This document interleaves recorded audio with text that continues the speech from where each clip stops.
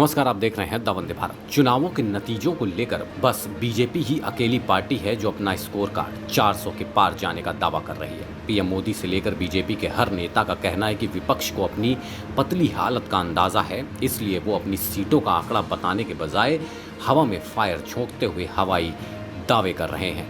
हालांकि सच ही है कि इंडिया अलायंस की ओर से 4 जून के संभावित नतीजों को लेकर गिनी चुनी चंद आवाज़ें ही आ रही हैं, उसमें भी सब बीजेपी की सीटें गिना रहे हैं। इंडिया अलायंस की कितनी सीटें आएंगी, इसका नंबर बताने के बजाय ये कहा जा रहा है कि गठबंधन जीत रहा है।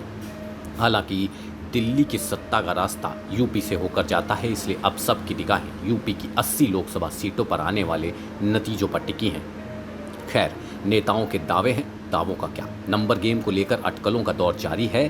खैर, लोकतंत्र में जनता ही जनार्दन है, उसका जनादेश किसके पक्ष में होगा, इसका जवाब कोई नहीं जानता। इस बीच 5वें चरण की वोटिंग से पहले यूपी की 80 लोकसभा सीटों में बीजेपी कितनी सीट जीत रही है, इसे लेकर कुंडा के विधायक रघुराज प्रताप सिंह उर्फ राजा भैया ने बड़ा बयान दिया है। दरअसल एक निजी चैनल को दिए इंटरव्यू में जब उनसे पूछा गया कि यूपी की सभी 80 लोकसभा सीटों पर हो रहे चुनाव में आप किसका पलड़ा भारी देखते हैं, इसका जवाब देते हुए राजा भैया ने कहा, नतीजे क्या आएंगे ये तो मैं नहीं जानता, पर ये ज़रूर देख पा रहा हूँ कि यूपी में इस बार कई सीटों पर दिलचस्प लड़ाई है। चाहे जो भी दावे किए जा रहे हो, मामला एक तरफा नहीं लग रहा।